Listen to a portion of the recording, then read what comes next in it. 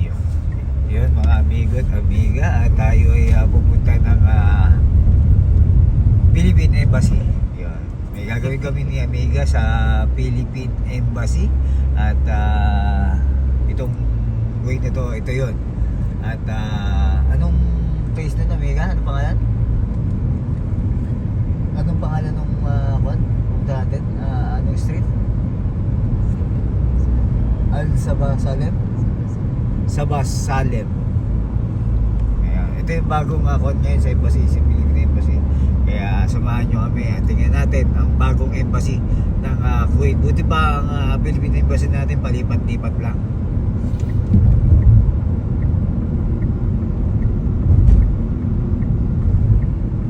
Ito na.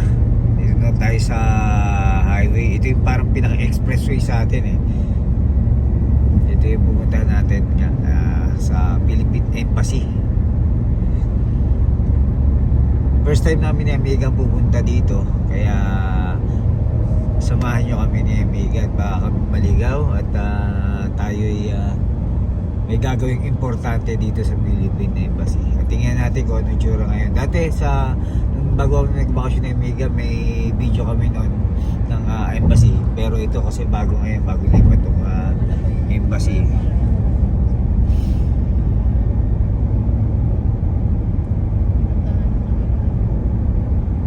Nakasakay kami dito sa taxi ng aming kaibigan ni si Mustak. My Bangladesh friend. Hello. Say hi to Philippines. Philippines? Yeah, ang Philippines. Salamat. Ayun, salamat.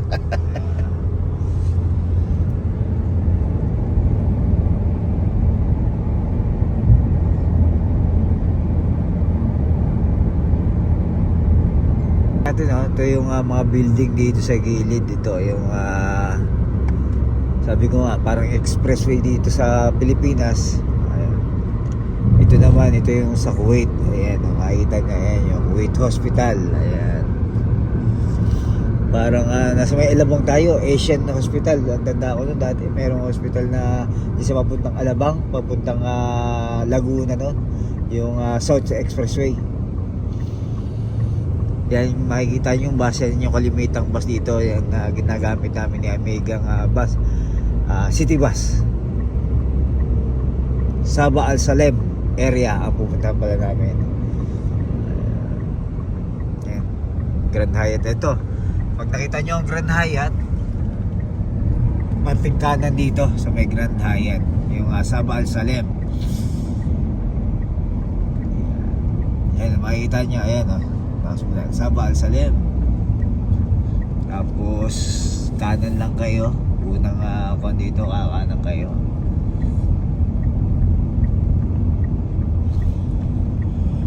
Kung kayo ay taga Kuwait, kung galing kayo ng Maidan Hawali or Sarmiya, 2KD lang ang taxi papunta dito sa bagong embassy ng Philippines. Ating embahada. Ayun. Palagay ko malapit na at pumasok na dito sa medyo paloob tong aking kaibigan. Usap tayo. Ayan.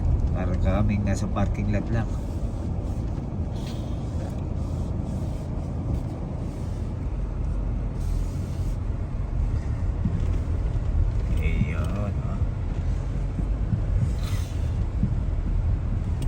Medyo malubak kaya ang aking video magalaw din. Medyo hindi maganda ang daan. Ayun, medyo gumanda na ang daan. At dinaan lang tayo siguro ni kaibigan sa Rab Road. At madali lang palang tandaan to. Sakay lang kayo ng taxi. Sigurado makakarating kayo. Yung bus hindi ko alam kung anong number eh. Siguro sa matagal na sa Kuwait at nag-commute papunta dito, or magtanong-tanong kayo, makakarating kayo dito kasi madali naman siguro. Pero mas komportable na muna kung nagmamadali kayo, mag-taxi na kayo. Pero kung may time naman kayo, Bakit hindi? Mag-bus kayo para malaman nyo kung ano yung number ng bus dito.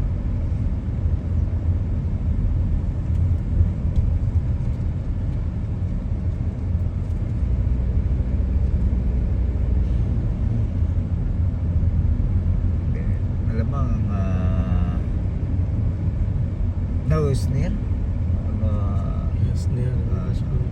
Yung sinasabi ni kaibigan, malapit na daw. Malamang ito nga kasi medyo marami nakapark na dito eh.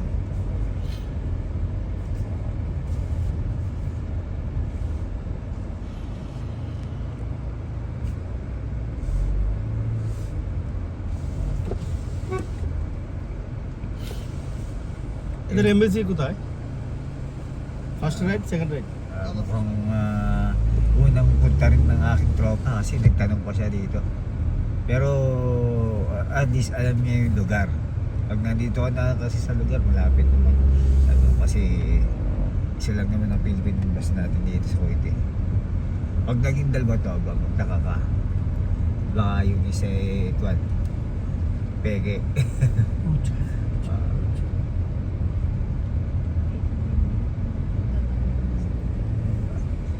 Nasa na kaya ang ating Philippine Embassy? Yeah, maybe the blue. Ito rin pala yung dati. Ay, makikita nyo yung Philippine Embassy. Ito pala yung dati, oh. Ayan, ang ating Philippine Embassy. Andito na, makikita nyo. Baba na kami ni Amiga. Baba muna kami. Yan na yung Philippine Embassy, oh.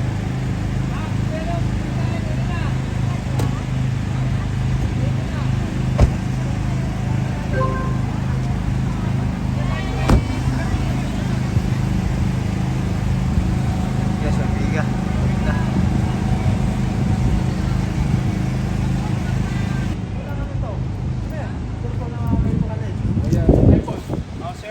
Shout out guys. Okay, na kami ni Amiga.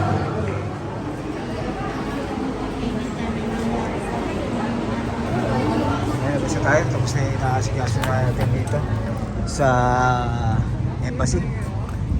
Pasero ka dahil, pasero? Pasero ka madam. Magkano? Dos. Dos. Malayo, sir?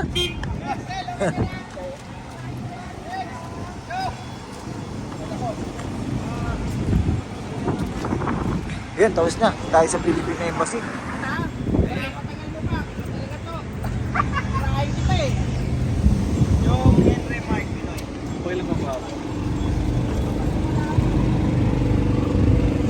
Sakay tayo dito. Magta-taxi tayo.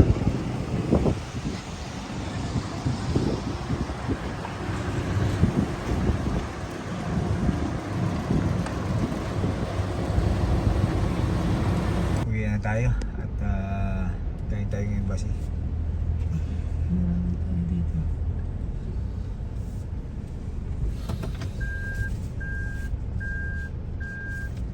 Ito yung aming sinakyan ni Amiga at kararating lang namin. Masarap pa lang sumakay sa kabayan talaga. Puro kwentuhan lang. Kwentuhang Pinas.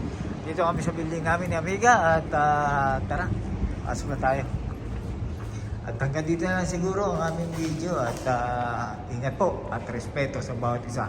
Isang gutom na araw at ang aming lakad ngayon solid naman at saka sulit. Kasi nga marami kaming naayos ni Amiga ngayong araw na to. Amiga, paalam ka na rin. Ingat po at respeto sa bawat isa.